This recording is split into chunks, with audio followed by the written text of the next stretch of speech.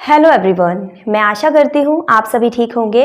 आपके अपने चैनल सपना स्टडी जोन पे आप सभी का स्वागत है। पिछली वीडियो में हम डिस्कस कर चुके हैं हड़प्पा सभ्यता के विषय में, जो कि इस वीडियो का पार्ट 1 है। वहाँ पे हमने डिस्कस किया था हड़प्पा सभ्यता की खोज के विषय में, हड़प्पा सभ्यता का नामकरण और हड़प्पा सभ्यता के विस्तार के विषय में हम डिटेल से डिस्कशन कर चुके हैं। अगर आपने वो वीडियो नहीं देखी है तो पहले आप उस वीडियो को देख लीजिए, उसका लिंक आपको डिस्क्रिप्शन में मिल जाएगा। आज हम डिस्कस करने वाले हैं जो कि हड़प्पा सभ्यता का पार्ट 2 है ये वीडियो। इसमें हम डिस्कस करने वाले हैं हड़प्पा सभ्यता से जुड़े कुछ महत्वपूर्ण स्थलों के विषय में और वहां से मिले हुए कुछ पुरातात्विक स्रोतों के बारे में। तो चलिए अपनी वीडियो को शुरू करते हैं। भारत की आज़ादी से पहले और भारत की आज़ादी के बाद से लेके अब तक हड़प्पा सभ्यता के कुल 1400 से 1500 स्थलों की खोज की जा चुकी है, लेकिन अब इनकी संख्या इतनी ज़्यादा है, लेकिन इनमें से सिर्फ 7 ही मुख्य ऐसे स्थल हैं जिन्हें नगरों की संज्ञा दी गई है। तो हम इन 7 स्थलों के बारे में पढ़ेंगे और उसके बाद इन 7 स्थलों के अलावा भी जो मुख्य स्थल हैं उनके बारे में भी हम थोड़े बहुत बिंदुओं के विषय में चर्चा करेंगे। तो चलिए वीडियो को शुरू करते हैं। तो सबसे पहले हम देखेंगे हड़प्पा सभ्यता का एक प्रमुख नगर जिसकी खोज सबसे पहले की गई थी और जिसका नाम है हड़प्पा। तो हड़प्पा जो है वो पंजाब के पाकिस्तान के पंजाब प्रांत में खुदाई में मिला हुआ सबसे पहला नगर है। ये रावी नदी के बाएं तट पर है और ये प्रथम स्थल है जो कि इस सभ्यता का खुदाई में सबसे पहला स्थल ये मिला था। अब इसके खोजकर्ता हैं दयाराम साहनी। इन्होंने 1921 में इस स्थान का उत्खनन करवाया था और ये किसके निर्देशन में कराया था? तो जॉन मार्शल नाम के एक व्यक्ति थे जो कि ब्रिटिश काल में, क्योंकि हमारे पुरातत्व विभाग की नींव पड़ी थी, तो जॉन मार्शल भारतीय पुरातत्व सर्वेक्षण विभाग के उस समय पे हेड हुआ करते थे, महानिदेशक हुआ करते थे। तो उनके निर्देशन में दयाराम साहनी ने 1921 में हड़प्पा नामक स्थान का उत्खनन करवाया था। तो इसके बाद क्षेत्रफल की दृष्टि से अगर देखें तो हड़प्पा दूसरा बड़ा स्थल है। पहला जो बड़ा स्थल है वो है मोहनजोदड़ो, लेकिन तो इसको अगर क्षेत्रफल की दृष्टि से देखें तो ये दूसरा बड़ा स्थल है और ये 150 हेक्टेयर के भूभाग पे फैला हुआ था। अब यहाँ से मिले हुए कुछ पुरातात्विक स्रोतों के बारे में जानते हैं। तो यहाँ से अन्नागार मिले हैं। अब यहाँ से अन्नागार मिले हैं तो इसका ये अर्थ है कि यहाँ पे जो कृषि कार्य था वो बहुत ही उन्नत दशा में था, क्योंकि जो अन्न बच जाता था उसको स्टोर करके रखा जाता था। तो स्टोर तभी किया जा सकता है जबकि उपयोग कर लेने के बाद कुछ अधिशेष हमारे पास बच जाता है। तो यहाँ से अन्नागार के प्रमाण भी प्राप्त होते हैं। अन्न कूटने के वृत्ताकार चबूतरे हमें मिलते हैं हड़प्पा से। यहाँ से एक श्रमिक आवास मिला है जिसमें कि 15 मकान हैं और ये 2 पंक्तियों में बने हुए हैं। तो यहाँ पे कहते हैं विद्वान कि ये श्रमिकों का आवास रहा होगा। तो श्रमिक आवास हमें कहाँ से प्राप्त हुआ है? हड़प्पा स्थल से। यहाँ पे 16 भट्टियां व धातु बनाने की मूषा भी प्राप्त होती है। एक सींग वाला पशु हमें कहाँ से मिलता है? तो वो हड़प्पा से मिलता है। हड़प्पा के दक्षिण यहाँ पे मतलब अवशेष मिले हैं, एक सींग वाले पशु के अवशेष हमें मिलते हैं हड़प्पा से। हड़प्पा के दक्षिण में एक कब्रिस्तान मिला है, इसे समाधि R37 का नाम दिया गया है। तो ये किस दिशा से मिला है? हड़प्पा स्थल के दक्षिण दिशा से। तो ये तो थी विशेषताएं या कुछ पुरातात्विक स्रोत जो हमें हड़प्पा स्थल से प्राप्त होते हैं। अब हम आगे बढ़ते हैं मोहनजोदड़ो की तरफ। तो मोहनजोदड़ो ये सिंध प्रांत में स्थित था जो कि पाकिस्तान में है और यह सिंधु नदी के दाहिने किनारे पे स्थित था। इसके खोजकर्ता थे राखलदास बनर्जी। इन्होंने 1922 यानी हड़प्पा की खोज हुई थी 1921 में, उसके ही अगले वर्ष 1922 में राखलदास बनर्जी ने मोहनजोदड़ो का उत्खनन कार्य करवाया था। अब अगर क्षेत्रफल की दृष्टि से देखा जाए तो मोहनजोदड़ो पूरी जो हड़प्पा सभ्यता है उसका सबसे बड़ा स्थल है, क्योंकि यहाँ का जितने भूभाग पे ये फैला था ये था 250 हेक्टेयर। और कहा जाता है कि जो ये जो मोहनजोदड़ो है ये उस समय पे राजधानी रही होगी, क्योंकि यहाँ से काफ़ी विकसित संस्कृति के प्रमाण हमें प्राप्त होते हैं। तो कहा जाता है कि ये राजधानी रही होगी। मोहनजोदड़ो का अर्थ होता है प्रेतों का टीला। इस पे आप ध्यान देंगे कि मोहनजोदड़ो का जो अर्थ है वो होता है प्रेतों का टीला। तो ये तो सब थी इसके नाम के विषय में और इसके क्षेत्रफल के विषय में। तो आइए अब आगे चर्चा करते हैं मोहनजोदड़ो स्थल से मिले कुछ पुरातात्विक स्रोतों के विषय में। तो यहाँ पे हमें जो प्राप्त होता है वो है विशाल स्नानागार। ये विशाल स्नानागार अपने आप में एक अद्भुत चीज़ है, क्योंकि इसकी जो लंबाई है वो 11.88 मीटर लंबा है, ये 7 मीटर चौड़ा है, 2.43 मीटर इसकी गहराई है। तो और ये जो स्नानागार है इसका फर्श पकी हुई ईंटों से बना हुआ था और इसमें ऊपर से लेके नीचे इसके तल तक सीढ़ियां जाती थी और इसके बगल में एक कमरा भी बना हुआ था जहां पे कि पानी का कुआं था। कहा जाता है कि वहां से पानी लाके इस स्नानागार में डाला जाता होगा। और इसके दक्षिण जो स्नानागार है इसके दक्षिण में जो गंदा पानी था उसको निष्कासित करने के लिए नालियां भी बनाई गई थी। और ये जो स्नानागार है इसके विषय में विद्वानों द्वारा ये भी अनुमान लगाया जाता है कि इस स्नानागार में कुछ विशेष धार्मिक अनुष्ठानों के समय या उत्सवों के समय यहाँ पे स्नान किया जाता रहा होगा। और मार्शल ने इसे तात्कालिक विश्व का एक आश्चर्यजनक निर्माण बताया है। तो ये विशाल स्नानागार अपने आप में ही एक मोहनजोदड़ो स्थल की महत्वपूर्ण उपलब्धि थी। अब यहाँ से एक विशाल अन्नागार भी मिला है। इस अन्नागार की लंबाई है 45.71 मीटर और इसकी चौड़ाई है 15.23 मीटर इसकी चौड़ाई है। यहाँ से एक पुरोहित आवास भी हमें प्राप्त होता है। एक सभा भवन यहाँ से मिला है जो कि वर्गाकार आकृति का है और जिसका आकार है 27x27 इसका आकार है। ये एक वर्गाकार है, लंबाई चौड़ाई इसकी बराबर है। अब मोहनजोदड़ो से हमें कांस्य की बनी लड़की की मूर्ति मिलती है। नर्तकी की मूर्ति मतलब नृत्य करती हुई एक लड़की की कांसे की मूर्ति हमें मोहनजोदड़ो से प्राप्त होती है। यहाँ से हमें दाढ़ी वाले पुरोहित की मूर्ति भी प्राप्त होती है जिसे कि उस समय का युग पुरुष भी कहा जा सकता है, या विद्वानों द्वारा इस दाढ़ी वाले पुरोहित को उस समय का युग पुरुष बताया गया है। यहाँ से कुछ मिट्टी के खिलौने भी प्राप्त हुए हैं, यानी यहाँ के जो लोग थे वो अपने बच्चों को कह सकते हैं कि खेलने के लिए खिलौने भी दिया करते थे। तो यहाँ से मिट्टी के खिलौने हमें प्राप्त होते हैं। यहाँ से बुल सील भी हमें प्राप्त हुई है, पशुपति सील प्राप्त हुई है, 3 प्रकार की बेलनाकार सील भी हमें मोहनजोदड़ो से प्राप्त होती है और कुछ बुने हुए कपड़ों के अवशेष भी हमें मोहनजोदड़ो से प्राप्त होते हैं। अब यहाँ पे हमें मानव के 21 कंकाल प्राप्त हुए हैं, लेकिन यहाँ पे मोहनजोदड़ो में कब्रिस्तान का कोई भी उल्लेख हमें नहीं मिलता है। हड़प्पा तथा मोहनजोदड़ो एक दूसरे से 482 किलोमीटर दूर सिंधु नदी द्वारा जुड़े थे। तो इन दोनों जो हड़प्पा है और जो मोहनजोदड़ो है इन दोनों की दूरी कितनी थी? 482 किलोमीटर, और ये एक दूसरे से सिंधु नदी के द्वारा जुड़े हुए थे। सिंधु सभ्यता की जुड़वा राजधानियां कहा जाता है, मतलब हड़प्पा को और मोहनजोदड़ो को जुड़वा राजधानियां कहा जाता है। और ये किसने कहा है? तो ये पिगट ने कहा है कि सिंधु सभ्यता की ये जुड़वा राजधानियां थी। कौन कौन? हड़प्पा और मोहनजोदड़ो। तो ये तो थी कुछ बातें मोहनजोदड़ो के विषय में। तो आइए अब हम आगे बढ़ते हैं और जानते हैं हड़प्पा सभ्यता के अगले स्तर चन्हुदड़ो के विषय में। चन्हुदड़ो जो स्थल है ये सिंध पाकिस्तान में स्थित था और ये सिंधु नदी के किनारे स्थित था। इसके खोजकर्ता थे गोपाल मजूमदार और इन्होंने इसका उत्खनन कार्य करवाया था 1931 में। चन्हुदड़ो, और यहाँ से हमें जो पुरातात्विक स्रोत प्राप्त होते हैं वो हैं मनके बनाने का कारखाना। मनके बनाने का कारखाना यानी मनके एक तरह के मोती होते हैं और ये मनके कुछ मिट्टी के भी बनाए जाते थे और कुछ कीमती पत्थरों से भी ये मनके बने होते थे। तो मनके बनाने का कारखाना हमें चन्हुदड़ो से प्राप्त होता है। तो मिट्टी के जो मनके, क्योंकि वहाँ से मिट्टी के मनके भी मिले हैं और कुछ कीमती पत्थरों के मनके भी हमें वहाँ से प्राप्त होते हैं।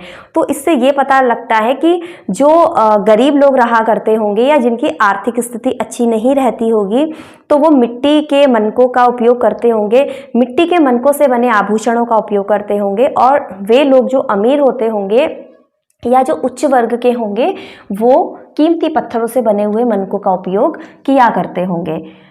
यहाँ से अब एक मुद्रा मिली है जिसमें 3 घड़ियाल और 2 मछलियों का अंकन हमें देखने के लिए मिलता है। ईंट पर बिल्ली का पीछा करते हुए कुत्ते का निशान, ये कहाँ से मिला है? चन्हूदड़ों से। एकमात्र स्थान है जहां से वक्राकार ईंटें हमें प्राप्त होती हैं, तो एकमात्र स्थान जहां से वक्राकार ईंटें प्राप्त होती हैं तो वो स्थान है चन्हूदड़ों। यहाँ से हमें प्रमाण मिलते हैं, कुछ श्रृंगार की सामग्री हमें मिलती है जिसमें लिपस्टिक है, काजल है, कंघी है और उस्तरा है। तो कंघी हमें 2 प्रकार की मिलती है यहाँ से, लकड़ी और हाथी दांत की। तो यहाँ पे भी अनुमान लगाया जाता है कि लकड़ी की जो कंघी है वो जो गरीब लोग थे उनके द्वारा यूज़ की जाती होगी, और जो हाथी दांत, क्योंकि हाथी दांत अपने आप में एक कीमती चीज़ होती है, तो हाथी दांत से बनी कंघी का उपयोग उच्च वर्ग के लोग करते होंगे। मिट्टी की पकी हुई पाइप नुमा नालियों का प्रयोग चन्हूदड़ों से हमें देखने के लिए मिलता है। तो चन्हूदड़ों की जो ये बिंदु हैं ये सभी आपको अच्छे से समझ में आए होंगे। अब हम आगे बढ़ते हैं लोथल की तरफ। लोथल हड़प्पा सभ्यता का एक महत्वपूर्ण स्थल है जो कि अहमदाबाद, गुजरात में स्थित था। ये भोगवा नदी के किनारे पे स्थित था और इसके जो खोजकर्ता हैं वो हैं SR राव, और इन्होंने 1954 में इस स्थान का उत्खनन कार्य करवाया था। अब यहाँ से जो हमें स्रोत प्राप्त होते हैं वो है पूर्वी भाग में गोदीवाड़ा यानी डॉकयार्ड, जहाँ वह स्थान जहाँ से जहाज जाते हैं और आते हैं, यानी कि इनमें अंतर्राष्ट्रीय व्यापार भी हुआ करता था। तो ये जो गोदीवाड़ा है या डॉकयार्ड है ये 223 मीटर लंबा है, 5 मीटर चौड़ा है और 38 मीटर ये गहरा है। अब इस गोदीवाड़ा की विशेषताएं हैं कि गोदीवाड़ा के उत्तरी दीवार में 12 मीटर चौड़ा प्रवेश द्वार था, जहां से कि जो जहाज थे वो आते थे और जाते थे। अब लोथल में जल प्रबंधन की सबसे उत्तम व्यवस्था देखने के लिए हमें मिलती है। अगर हमें कहीं पे जल प्रबंधन की उत्तम व्यवस्था देखने के लिए मिलती है हड़प्पा सभ्यता में, तो वो कहाँ मिलती है? लोथल में। यहाँ से हमें आग वेदी के प्रमाण मिलते हैं, चित्रित जार हमें यहाँ से प्राप्त हुए हैं, और यहाँ से एक प्रशासनिक भवन भी प्राप्त होता है जिसका आकार है 126, जिसकी लंबाई है और 30 मीटर उसकी चौड़ाई है।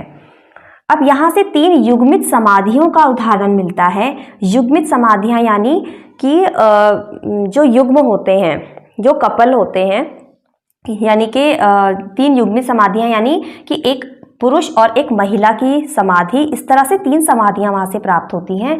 तो इससे ये पता चलता है कि यहाँ पे सती प्रथा होती होगी। विद्वानों द्वारा ये अनुमान लगाया गया है कि यहाँ पे सती प्रथा का प्रचलन था, क्योंकि ऐसी समाधियाँ मिली हैं जहाँ पे कि एक पुरुष का कंकाल है और वहीं पे साथ में एक महिला का कंकाल भी है।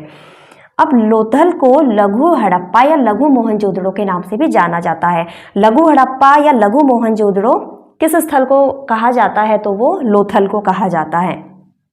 लोथल के निचले नगर में रंगाई का कुंड भी मिला है। रंगाई का कुंड कहाँ से मिला है? तो लोथल के निचले नगर से। चन्हूदड़ों की भांति मनके बनाने का कारखाना भी यहाँ से मिलता है, और यहाँ से भी दोनों ही प्रकार के यानी पकी हुई मिट्टी के मनके और कीमती पत्थरों के मनके यहाँ से प्राप्त होते हैं। लोथल नगर क्षेत्र के बाहर समाधि क्षेत्र मिला है। अब समाधि क्षेत्र मिला है और ये किस दिशा में है? उत्तर पश्चिम दिशा में, और यहाँ से हमें 20 समाधियाँ प्राप्त होती हैं। तो ये तो थी कुछ विशेषताएं इन 4 नगरों के बारे में, हड़प्पा, मोहनजोदड़ो, चन्हूदड़ो और लोथल के बारे में। अभी हम आगे डिस्कस करेंगे 3 और मुख्य नगरों के बारे में। कालीबंगा, बनवाली और धौलावीरा के बारे में हम डिस्कस करेंगे। कालीबंगा ये राजस्थान के हनुमानगढ़ जिले में स्थित था, जो कि घग्गर नदी के तट पर पाया गया था। अब कालीबंगा का अर्थ होता है काले रंग की चूड़ियाँ। कालीबंगा के जो खोजकर्ता थे जिन्होंने यहाँ पे उत्खनन कार्य करवाया था, उनका नाम है अमलानंद घोष, और उत्खनन कार्य उन्होंने 1951 ईस्वी में शुरू किया था। अब यहाँ से जो हमें साक्ष्य प्राप्त होते हैं वो है पकी और जली हुई चूड़ियाँ। यहाँ से हल से जुते हुए खेतों के भी हमें प्रमाण मिलते हैं और यहाँ पे जो जुताई की गई थी वो आड़ी और तिरछी जुताई के प्रमाण यहाँ से हमें प्राप्त होते हैं। अब यहाँ से कब्रिस्तान मिला है और कब्रिस्तान में शव विसर्जन के यहाँ से 37 उदाहरण हमें प्राप्त होते हैं। अंत्येष्टि संस्कार की तीनों विधियाँ कौन कौन सी हैं? वो पूर्ण समाधिकरण, आंशिक समाधिकरण और दाह संस्कार। पूर्ण समाधि के अंतर्गत जब कोई व्यक्ति मर जाता था तो उसे दफना दिया जाता था।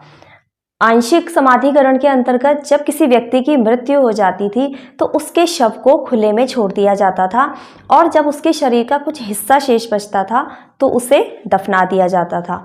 दाह संस्कार के अंतर्गत जब कोई व्यक्ति मर जाता था तो उसकी जो बॉडी होती थी उसे जला दिया जाता था।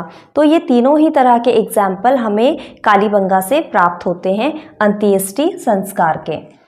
यहाँ से अंडाकार कब्रें प्राप्त हुई हैं। एक बच्चे की खोपड़ी में 6 छिद्र होने का प्रमाण हमें प्राप्त होता है। तो इससे ये पता चलता है कि यहाँ पे जो है प्राचीनतम शल्य क्रिया का हमें यहाँ से ये प्रमाण प्राप्त होता है। शल्य क्रिया का अर्थ होता है जब शरीर में कोई विकार होता है या कोई बीमारी होती है तो उससे बचाव के लिए जो शरीर में चीरफाड़ की जाती है, जिसे आजकल हम ऑपरेशन का नाम देते हैं, तो वो जो क्रिया होती है वो शल्य क्रिया कहलाती है। और इस शल्य क्रिया का प्राचीनतम प्रमाण हमें कालीबंगा से प्राप्त होता है। कोई स्पष्ट जल निकास प्रणाली नहीं, क्योंकि जल निकास प्रणाली हड़प्पा सभ्यता की एक महत्वपूर्ण विशेषता है, लेकिन कालीबंगा से कोई स्पष्ट जल निकास प्रणाली का प्रमाण हमें नहीं प्राप्त होता है। यहाँ से भूकंप के साक्ष्य प्राप्त होते हैं और यहाँ से एक शिवलिंग भी प्राप्त हुआ है।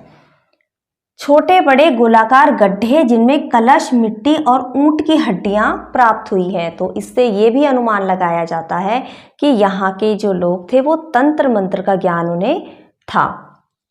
तो ये तो थी कुछ मुख्य बातें कालीबंगा स्थल के बारे में। अब अगले नगर की तरफ बढ़ते हैं जो है बनवाली। अब बनवाली जो स्थल है ये हरियाणा के फतेहाबाद में स्थित था, जो कि सरस्वती नदी के तट पे स्थित था।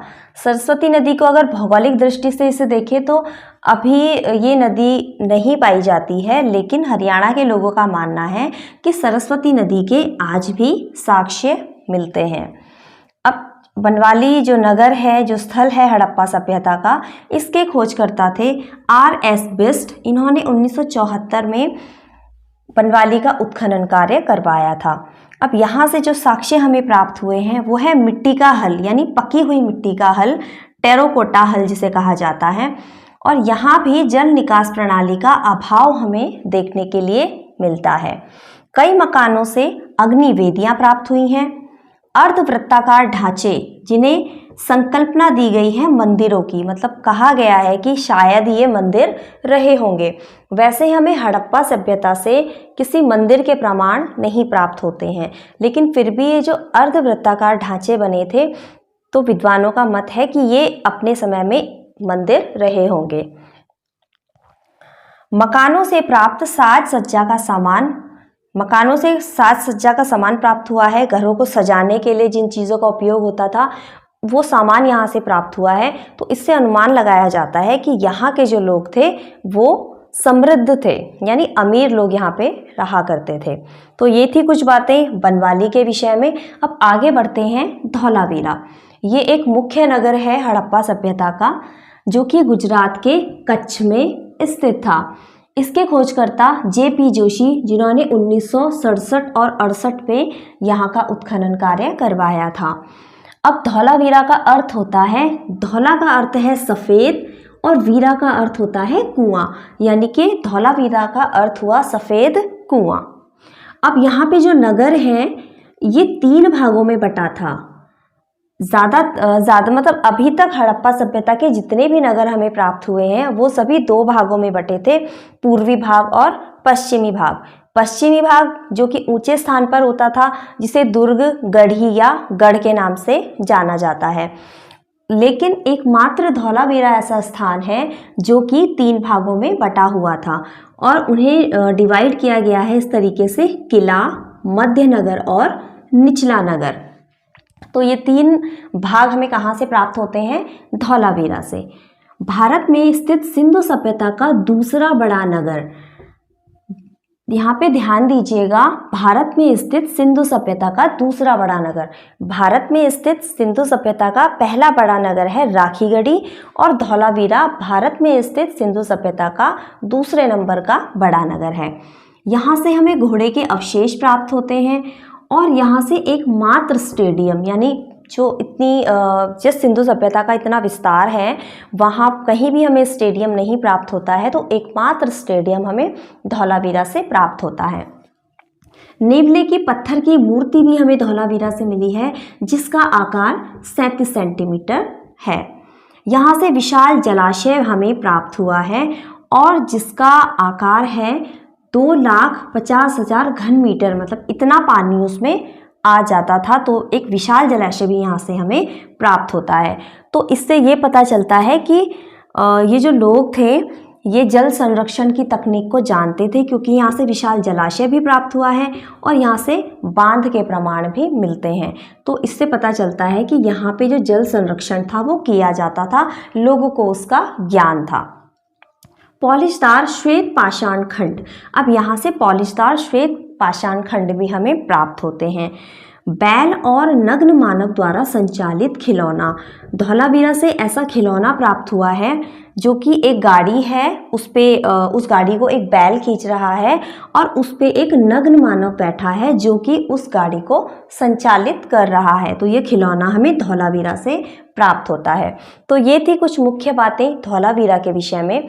तो हड़प्पा सभ्यता से संबंधित 7 नगरों के विषय में हम डिस्कस कर चुके हैं और उन नगरों से संबंधित जो आवश्यक बिंदु थे उन पे भी हमने चर्चा की थी। अब इन नगरों के अलावा भी बहुत से महत्वपूर्ण स्थल हैं, तो उनमें से कुछ महत्वपूर्ण स्थल आपके सामने हैं, जिसमें कि है नौसारो। नौसारो जो कि बलूचिस्तान में स्थित है। तो यहाँ से जो मेन जो चीज़ है वो प्राप्त हुई है वो है मांग में सिंदूर भरी मिट्टी की मूर्ति। ये कहाँ से प्राप्त हुई है? तो ये नौसारो से प्राप्त हुई है जो कि बलूचिस्तान पाकिस्तान में स्थित है।